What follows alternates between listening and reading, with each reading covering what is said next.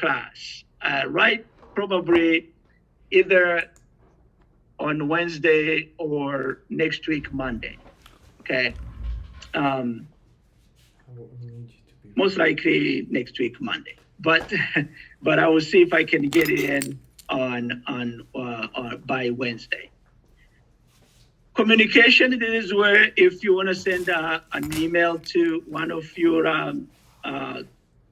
colleagues, you can do that. You can even send me an email through here. That's fine.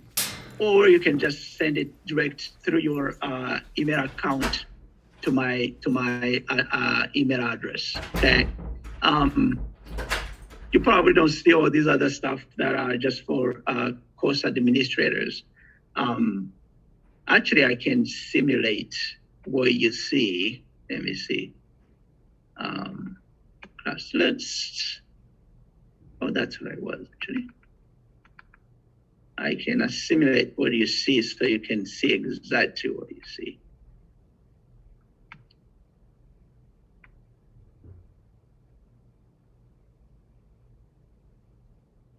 Okay. So when you log in, that's what you see, and you see all the calendars. Okay, that's good.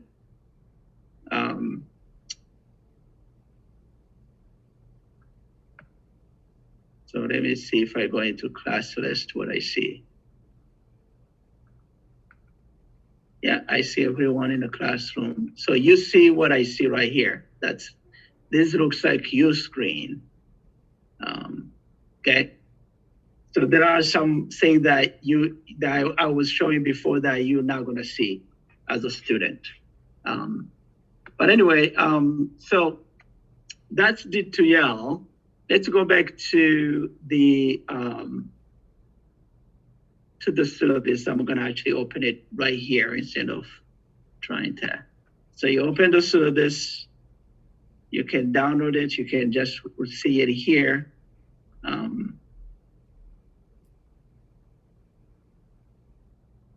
And so I put all the things in, and as I said, and some of you have emailed me to make sure that this is true, we're gonna have those 3 weeks, these first 3 weeks, we're gonna be on Zoom only. I'm not gonna record any of these Zooms because it just eats my the space on my hard drive. I have to save them on my hard drive and then upload them on the cloud of MSU, and it's just so you need to once we start doing lectures, you need to be taking notes just like when you're in the classroom.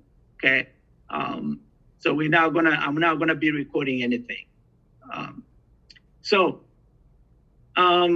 I'm putting there that you must attend these lectures for participation credit. And I'm gonna talk about participation in a minute. I'm gonna ask that you log into the system 5 minutes before class starts and make sure that you have all the connection, your audio and camera are working. Make sure that your background is clear of different things, no noise, nothing. You can of course put all those virtual backgrounds. If you don't want people to see what's behind you, that's fine with me. You need to have a dress in a presentable attire. Don't put a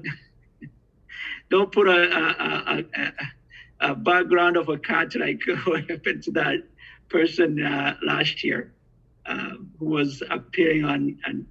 Was it a judge or a lawyer? The funny, you folks see what I'm talking about, right?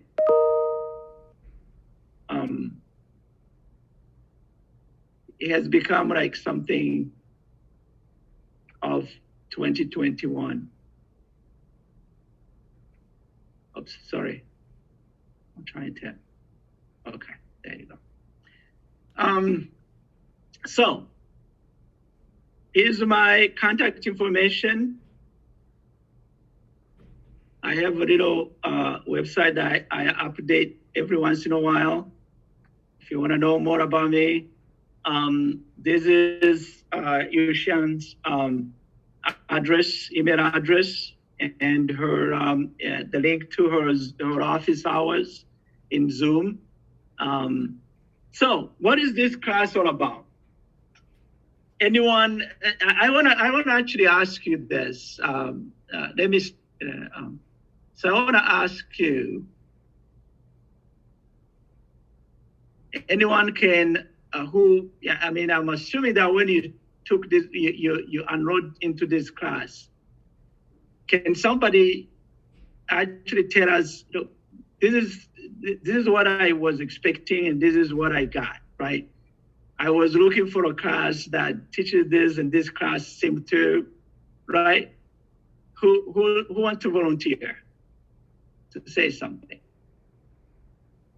So from what I understood, is that it's kind of using statistics and like interpreting statistics in different ways, and how different people use different statistics to either validate or discredit different information. Okay. Yeah, I thought it would be like finding the validity of some certain claims or anything. Okay. Yeah. Okay. Yeah, all good. What else? David? I thought it was going to be about how to address the validity of claims using statistics. Okay. Any other thoughts? I see the word consumer, and I just immediately think of like trying to be a smart buyer or trying to understand what I'm purchasing as a consumer and how I consume it the best. Okay. Yeah, actually, here, consumer is really the consumer of social science research. How do you consume that information? That's what it's referring to. But that's good. What else? Okay, I'm gonna. Sorry, when I'm sharing, I can't even see. So I'm gonna open. It's getting too hot in here. I'm in the basement and they blast all the heat. So I'm gonna open my window, my door.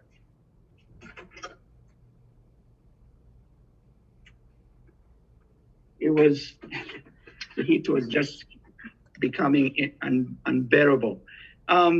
So I'm gonna go back and share that same screen again. Sorry, what the fuck?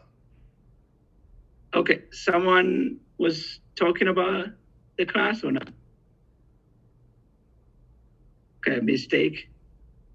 So I'm not gonna read all this stuff that I wrote in the syllabus. You can read all this even better than me. So really the class, you summed it very well, is how do you consume social science or social issues, information on social issues, right? How do you evaluate all that information that you receive on social issues? And so you can evaluate that using statistics, of course. You can, much of this information uses statistics to convince you of their opinions, okay? And so it's really about critical thinking about information that I receive. And that information, it can be pure research, social science research. It can be media information.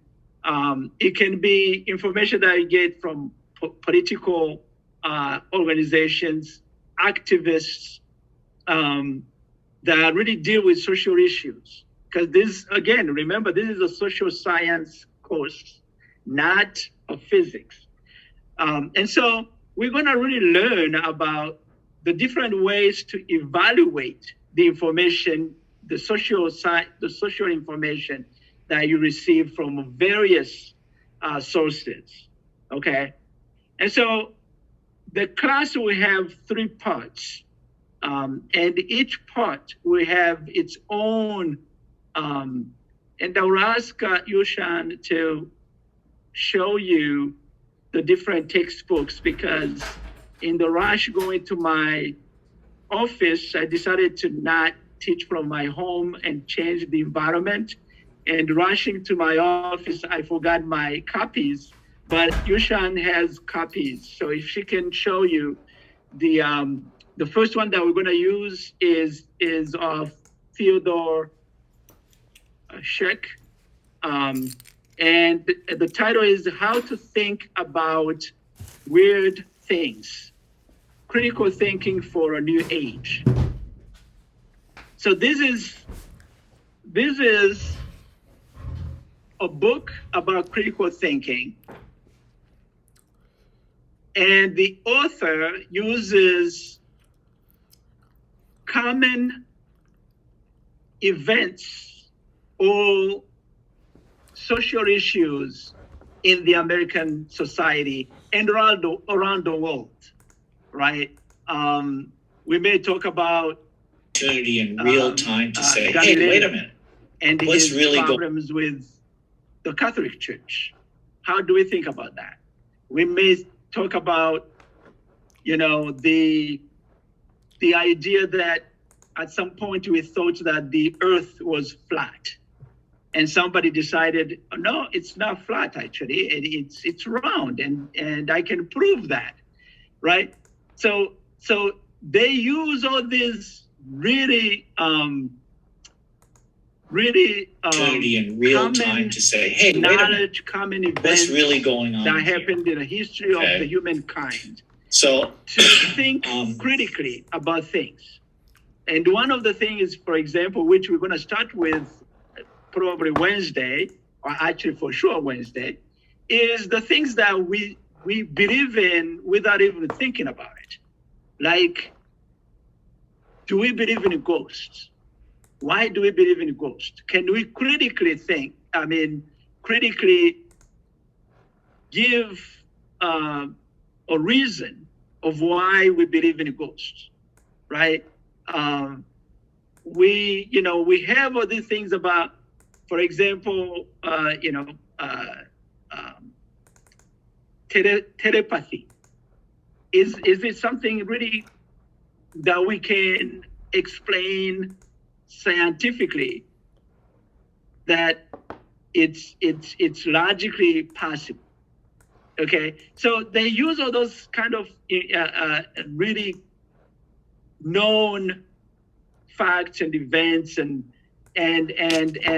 start teaching about critical thinking. So that's the first part.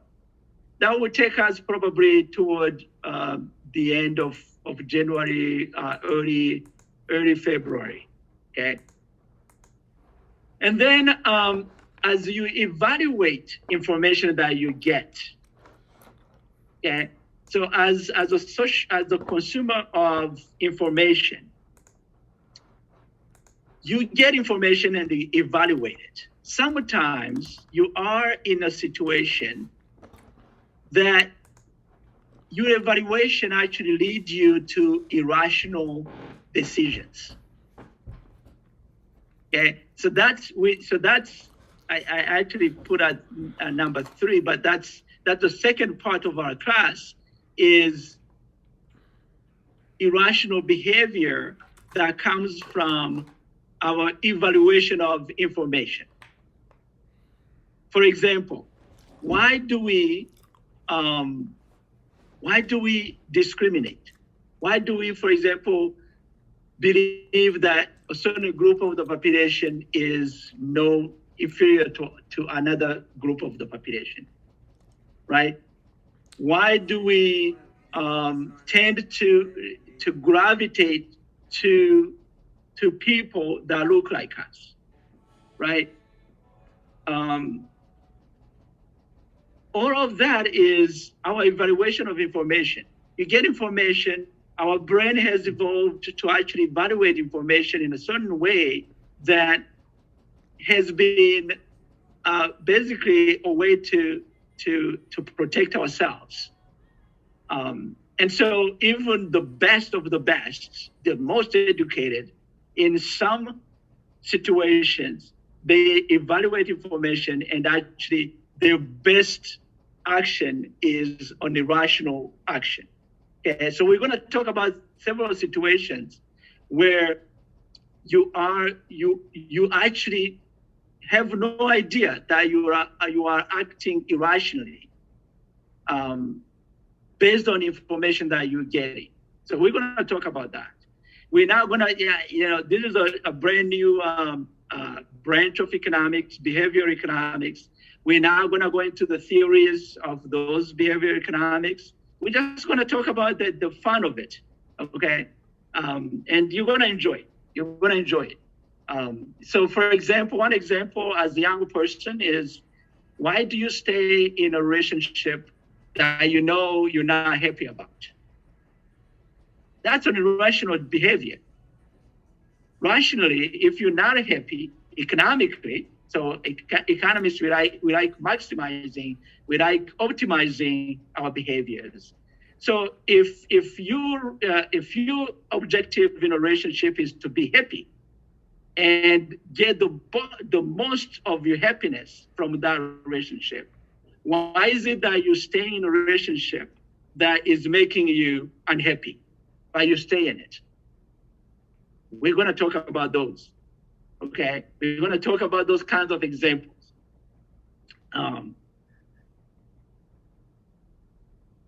we're going to see that in many cases in social science, sometimes we're doomed to react irrationally because of our evolution as humans. So, for example, it has been proven that we tend to hire people who look like us, who remind us who we were 20 years ago. And so there are many studies that show, for example, that in corporate America, for example, that promotion is based on who is taking you under their wings. And most of the time, you take somebody that reminds you of somebody that who you were when you started your job, for example. And so you're going to promote that person. And so that's irrational because you're promoting that person not based on their performance, but based on what you think or what it reminds you from that personality. So we're going to talk about all that. And then at the end, so that's part 3. This is where we're going to talk about that book of Joel Best, Damn Lies and Statistics, untangling numbers from the media, politicians, and activists. Okay, so this is a book. We're going to talk about statistics. We're going to talk, but not in sophisticated way. We're going to talk about how all these groups, all the people use statistics to make points, and why, when they are lying, we actually accept them anyway, right? So today we have all this fake news that use big numbers, right? You know, half of the Americans do this, half of them do this, more than 60% of them do this. And we just take it as given and we just go like, oh, wow, that's crazy, right? So we're gonna learn about why why that happens, and how people actually mingle with those numbers to really make us be on their sides. Okay, so that will be the last part of this class. So as evaluation, you're gonna well, class attendance, participation, of course, is your attendance in class and your participation. So if I ask questions, and especially when we start in-person instruction, I will be going around and asking questions and interacting with you. Even on Zoom, I may, ask a question and pick up names and ask and see if what you think. And so all that is part of the participation in class, and it's going to be graded. which I'm going to show the distribution. You probably have seen that if you have the syllabus already. So the research paper is the one that I really want to spend a little bit of time talking about, unless you have questions so far. I see two comments in the chat room. Oh yeah, we don't have class. Somebody reminds me that we don't have class on Monday. That's great. Yeah, we're gonna meet this Wednesday and then next Wednesday. You're right. Okay. So you are required to complete a research paper on consumers' irrational behavior. And the irrational behavior I want you to focus on, because this is something that really touch every one of you, even if your parents are paying for your college. I'm pretty sure you're paying. I'm a parent. I have a college student. I know that I'm taking a ton of stuff to pay for that college, right? So student loans is an issue that is going to touch most of you for the next 15 to 20 years, and sometimes longer, depending on how much money you've borrowed, okay, and how well you're paying back. And so, student loans is one of the loans in the United States that does not qualify for personal bankruptcy. So even if you declare personal bankruptcy, say for example you get into a car accident, you have these big medical bills, and your lawyer said, you can actually file for personal bankruptcy, and you can all have these things pardoned for you or reduced. Student loans is not part of those.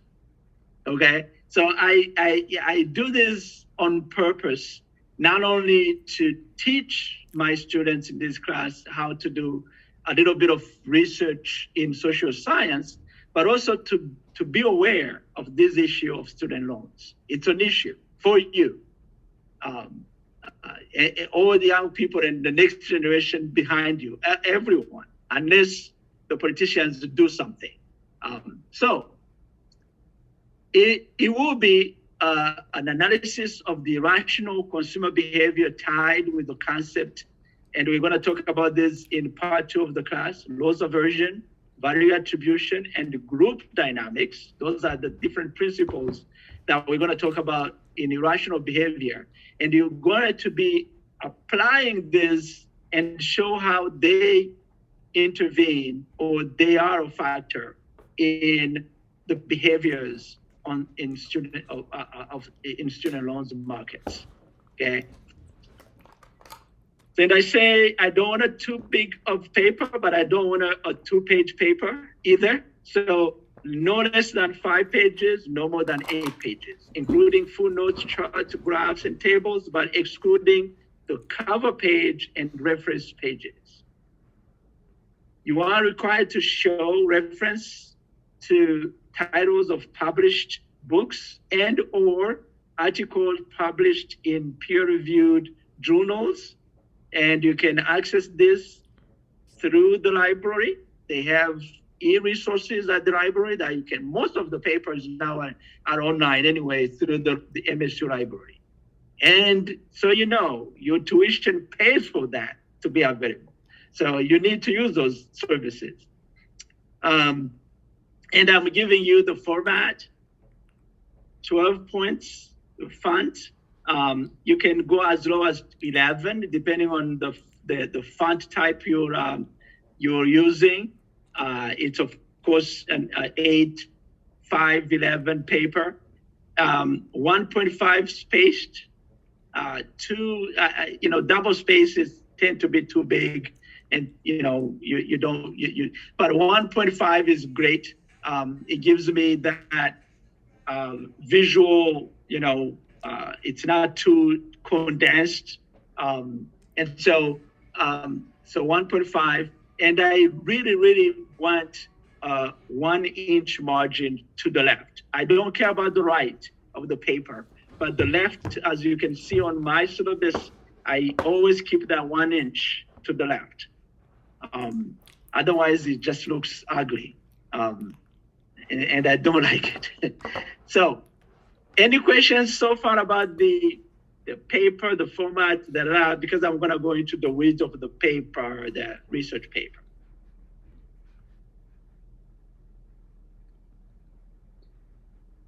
So the paper is gonna be submitted in 2 phases. And the reason I do this is so I can give you feedback. You do the corrections, because this whole thing is about learning, okay? So when you submit your first phase 1, I give you feedback, and from that feedback, you do the corrections, you add phase 2, and you resubmit. So that means you've learned from my comments, my feedback, and you're doing better in phase 2, okay? And so, I will be posting grading rubrics for each phase. And those grading rubrics will tell you, these are the things this is the content that I want to see in this paper, okay? And these are the points associated with each content. So for example, I'm going to say, I need an introduction. And this introduction, I need to see the different types of student loans. I need to see, what do they mean by student loans? What are the different types of student loans that are out there, right? I need to see a literature review on the state of student loans in the US, okay? Not, we are in the US, so we want to talk about the US. I believe I had one student who started talking about some student loans in some other country, and I said, no, we're talking about the US. I wanted to be looking at the US. Okay? So we're talking about, when I talk about literature review, we're talking about a review of recent research that has been done on the topic, explaining the phenomena of student loans. So this review, as I say here, allows the student to identify the indicators or methods others have used to analyze the topic. It also allows the student to situate his or her contribution to the research on the issue. Okay? So what it means that you may start looking at all this. You may start by saying, there are so many types of student loans, and they have different criteria, they have different consequences, they have different, right? And so you're talking about each of them. Let's say on one or 2 pages, let's say on 1 page, you're really describing those student loans. And then you can say, look, because there are so many, I'm gonna concentrate my research on federal aid, for example, and how, the state of federal aid, So you've narrowed your research on one manageable area. And then you can really talk about what is the state of federal aid as a student loan in the United States. Is it a problem? Is it an advantage over other student loans? Is it that kind of stuff? How do you analyze that? What are the different methods that you're gonna use or other people have used to analyze the points you're making? That's the review of literature. Okay, so I'm saying that student analysis of the student loans market should include at least 2 to 3 indicators or metrics used to analyze the issue, or description of the different actors. When I say about different actors, I'm talking about everybody who intervened onto this market, right? We're talking about students themselves. We're talking about universities and colleges.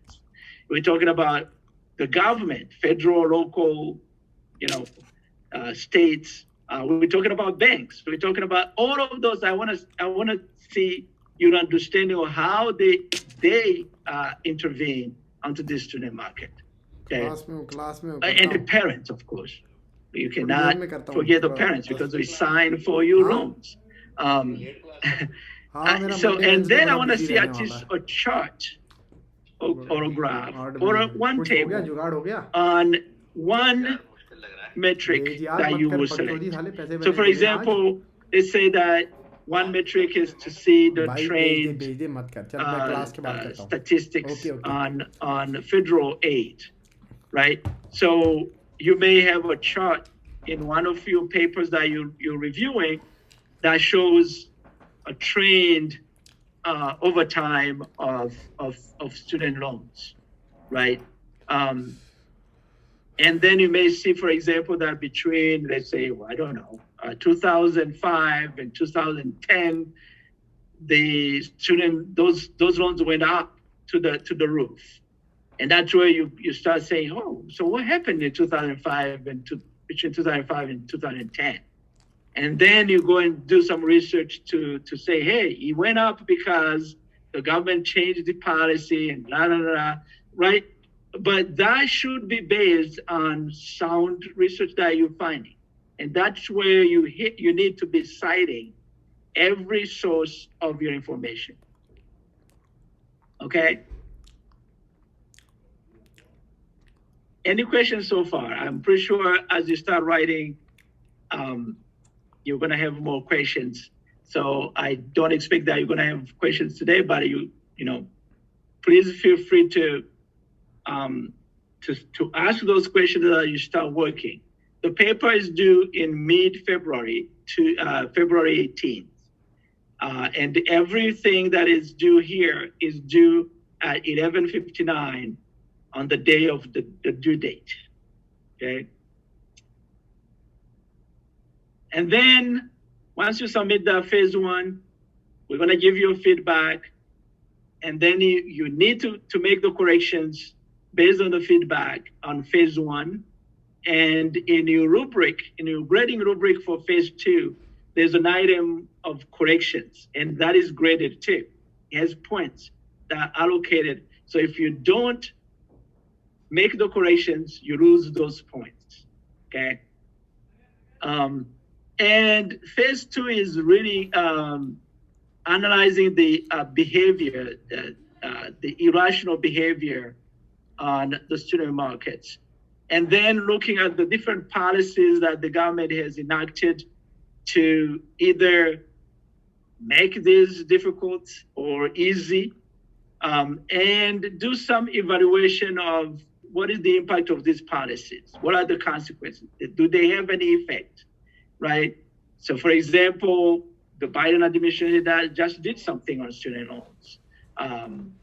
Are there any explanations of what they think those policies are gonna have on the situation of student loans in the United States? Have there been other policies in the past? How do they affect the student loans situation in the United States, right? So that's and then of course you need to write a conclusion of all of this in phase two. Make sense? Any questions?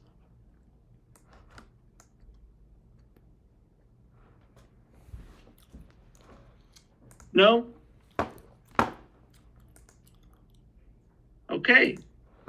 So the thing with Zoom when I'm sharing, I can't see your faces. So I don't know what the reactions are. But anyway, so I'm assuming if you have questions, you're gonna ask them.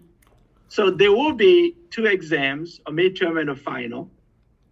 The midterm is on February 28th, so that's 10 days after you submit your first phase of the research paper. And it's a take-home exam. All my things are take-home. You get, so for those of you who have visa, you have plenty of time to do the assignments or the exams. But if you feel like you need more time and you have those papers from the university for the visa, reach out to me and say, hey, you gave us until Wednesday, but I need an extra day. And remember, I told you about my visa issue. And I will grant you that extension. Okay. So, but in general, it's going to be available on Monday. So for everybody else who has no exceptions, it's going to be available Monday, February 20th, and then it will be due Wednesday, March 2nd at 11:59. And then there will be a final exam. And this is what I do in every class that I teach. Again, it's a take-home exam. It's going to be available a week before the final exam week. So it's going to be available April 25th and due Wednesday, April 27th.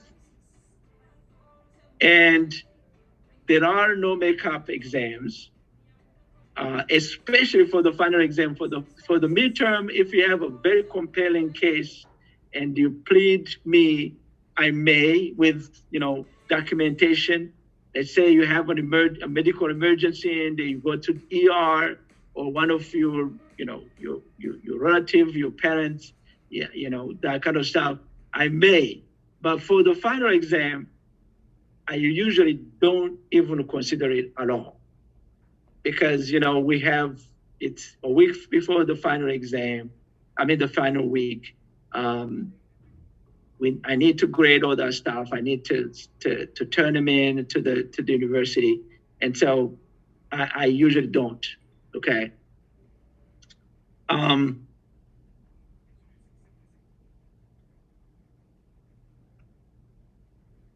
There will be some assignments. These are very short answer assignments, and you're going to see, especially in part 1, there are some logical thinking, critical thinking exercises at the end of each chapter. And I will pick a few of those and give them to you as assignments. Very quick, but I decided to do that because students were asking me that they need more evaluation tools, and I thought this would be something easy and quick to do. And so you will have some of those assignments, 2 or 3. I don't remember the number, and depends always on the speed that we have going through the material. Okay, so that's why I don't put any dates. It depends on when we finish the material that I want to give you the assignment on. And so but you will get, so if we finish it on Monday, I will tell you, okay, I'm going to make this available to you this Wednesday, and you turn them in on Friday, or that kind of stuff. So you have plenty of time to actually work on it. Okay. The calendar, which you have also in DTL, I've learned that repetition is a good thing. So the more you see something, the more you remember it, which is actually one thing that we're going to learn about in evaluation of information. And so this is the distribution of points. You can see that participation accounts for 6% of the grades. So if you get a 0, there's no way you're going to get a 4 in this class. If you get a 0 in participation, you're going to be, actually you can. If you get 100% in everything else, you will be at 94%, which puts you at 4.0. I think I've had one student who did that. He was so good that he never showed up in class, but his papers, his exams were just perfect, and he ended up with a 94. But that's rare. So don't think that it's something that you can repeat. So I tend to be lax in my grading so that I don't have to do because I've had those questions in the past, I don't have to curve my grading. So I usually use this scale that is provided by MSU, but instead of curving like you do, like as some other professors do, I grade so that there are people who actually are in that scale of 93 and 100. And there are people who are in 87 and 92. So it's done when I'm grading, okay? And these are common things that you probably hear from every other, other class. And especially when you're writing, you need to be citing your sources. We use APA citations. I may ask Yushan to give you a small lecture on how to cite in APA, that kind of stuff. But that's something that I'm going to talk to her about. I don't like cheating. And because many of your exams are take-home exams, we have a system that we actually can see if you just went online and copied stuff and put them together. So that we have a similarity report. And so when it gets too high, the first time I would ask you to rewrite the paper in your own words and not just copying from from other papers and just pasting in your paper. But the second time I would take actions. You need to write your own thoughts. And even when you taking something from a paper, you need to paraphrase it. Okay, that's why you paraphrase it and then you put the citation. I got this idea from this paper, in parentheses, written by this person, right? So, any questions?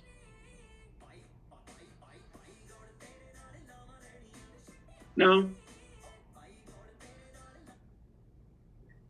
So as I said at the beginning, three parts of this class: thinking critically about common social issues. Every day of our lives, we are bombarded by weird claims and societal beliefs. There are things like UFOs and witches and ghosts, extrasensory perception, and other things like fake news, right? How do we rationally think about those? Okay, and so in chapter 1 and 2, we're going to talk about principle of rational thinking, which is when you start rationally thinking about things, that's you are learning how to critically and rationally evaluate information. And this is not just about social science. And you're going to see that this book gives examples from all aspects of human dimensions. There are examples from physics. There are examples from biology. There are examples from, any dimension of human life. Okay.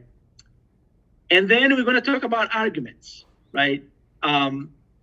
Because in social science, especially, we make arguments, but it's not just social science. It's in every science. In biology, when you make hypotheses about something, and you go in the lab and prove it, right? You're making an argument, and somebody may come and say, your experience, your lab experience wasn't scientific. I did the same thing using another methodology and I got to different results. You're making an argument. So how do you make a good argument? And then in chapter 4, we're going to talk about knowledge, beliefs, and evidence, right? So there are things what is the difference between knowledge and belief and evidence? Right? Is something I believe in necessarily true? If I believe in something, doesn't that make it true? Right? We're gonna look at that. And we're gonna talk we're gonna talk about belief against evidence in chapter 5. And then we're gonna close this part 1, looking at really what is the scientific methodology, the best scientific methodology of evaluating information. Okay, so that's where we're gonna do that. And again, we're gonna use several examples. For example, especially in this country, we have 2 hypotheses about human evolution, right? We have those who believe that humankind was created by a supreme being. So those are the people that call themselves creationists. And then we have these people that believe that the humankind and the other living things have evolved through a long time, billions of years, from one single cell to complicated cells, from a lizard to becoming a human. How can we believe critically on that? Which one is more plausible using the scientific methodology of thinking? That's evaluation of information, right? And you can see that there's a blur line many times between social sciences and exact sciences, right? Because we teach evolution and in exact sciences, and we can prove in biology that hey, really cells do evolve and mutate, right? But then it becomes a social issue when we say, I don't believe that I actually evolved from a lizard. I believe that some supreme being that I call God, decided that I'm going to create somebody who's in my image that I'm going to send to earth to rule everything. Okay, so that becomes now a social issue, right? So, hold on. What am I doing? I'm going too fast. So that's part 1. Part 2, that's what I talked about, irrational behavior, when we are evaluating information and it leads us to behave irrationally. And so we're going to talk about in chapter 1 of that book. I'm hoping that Yoshani has showed you the books and that you've bought those books because I know some students don't buy textbooks. But I really chose those books because they are cheap. And of course, fun to use in a classroom. So we're going to talk about 3 principles called loss aversion and commitment in chapters 1 and 2 that lead to irrational behavior. We're going to talk about value attribution, diagnosis bias, and belief in fairness as other principles that lead us to irrational behaviors. We're going to talk about group dynamics, right? And one good example, because you're students, college students, is why when an MSU team loses or even wins, you folks go outside and drink and burn cars and some of you end up in trouble with law. Can anybody explain me that behavior? Why do you think that's so?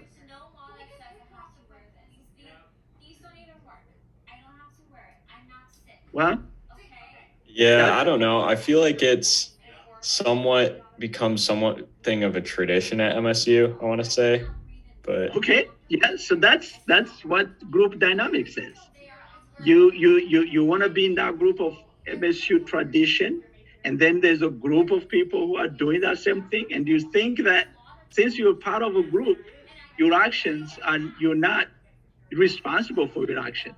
Unfortunately, especially with the new technology, they can pinpoint. I mean, I've seen stupid behaviors where one student they will be burning a police car, and they will go into the camera to actually say, I am here.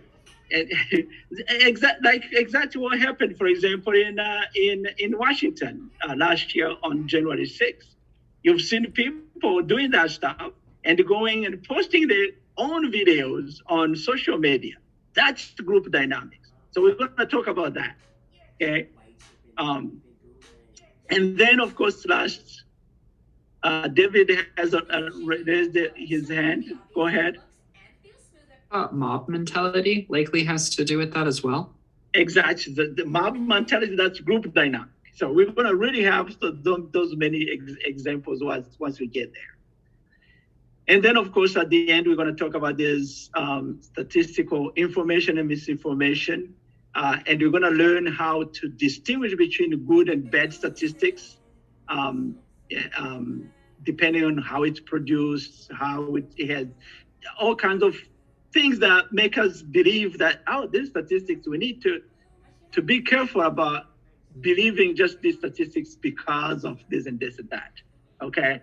And so some of the questions we're gonna ask is, why are statistics used in social sciences to begin with, right? Why do we use statistics in social sciences? What makes a statistic bad, good, or weird? And those are chapters 2, 3, and 4 of the.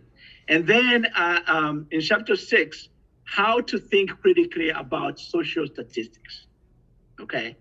And so those are the things that we're gonna see. And if you have any questions, please go ahead and chime in. I'm gonna stop sharing right now so I can see your faces. If you wanna turn on your camera so we can interact. If you have any questions, if you have any comments that you want to make, this is the time.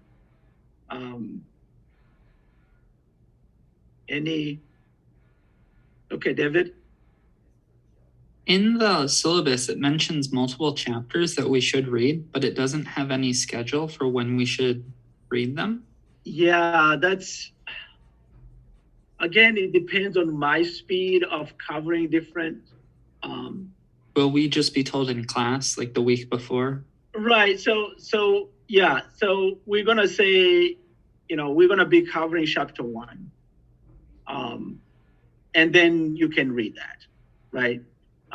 We're gonna be covering chapter 2 of this textbook, then they can read that. And so again, so I have lecture notes and I make them available to students at the end of each lecture. So, and that gives you more things to structure your learning. Is there anything you want us to read before Wednesday? So if you can read chapter 1 and 2 of that textbook of Theodore, that would be great. So, any other comments, questions?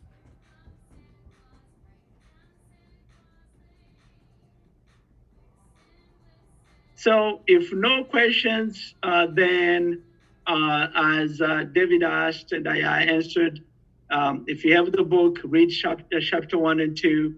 And if you have those books, please have them handy next to you, because one of the things that I do, just especially online like this in Zoom, because I don't see you, I'm not seeing you physically, I may ask you to read a paragraph. So that I'm not the only person talking like it's happening today. So, they have so many, case studies, boxes that illustrates different points. And it's always good to hear another voice from a student reading that example, Okay, so I'm gonna be asking different people randomly to read different, different things just to make a point on something that we're doing, we're learning. Okay. All right, so if no questions, no comments, we'll stop here today, and I will see you on Wednesday. If you wanna see me at the end, I'm gonna stay around for a couple of minutes. If you wanna talk to me at the end of the class, okay? But if you're not, feel free to go. Bye. Thank you. Thank you. All right. Thank you. Have a good night.